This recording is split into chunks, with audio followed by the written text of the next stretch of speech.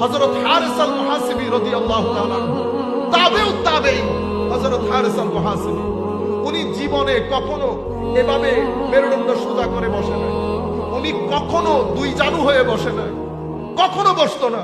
জিজ্ঞেস করা হয়েছে, হুজুর এত কষ্টের মধ্যেও আপনি সবসময় দুই জানু হয়ে বসেন, কখনো ক্রস লেগ, আমরা এই যে ক্রস লেগে বসি এভাবে বসেন না, আপনি কখনো মেরুদণ্ড সোজা করে বসেন, মেরুদণ্ড সোজা করে কখনো বসেন না। হুজুর এত কষ্টের পরেও বসলে কি হয়?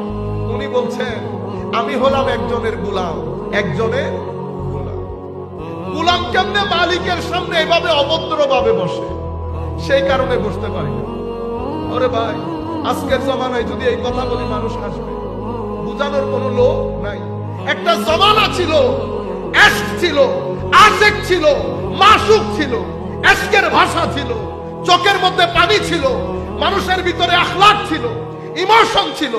গ্রাম থেকে গ্রাম মানুষ দুনিয়া থেকে গিয়ে পুরা গ্রামগুলো নির্জনতায় পরিণত হয়েছে, উজাড় হয়ে গেছে আত্মীয় স্বজন ইন্তেকাল করে। বলেন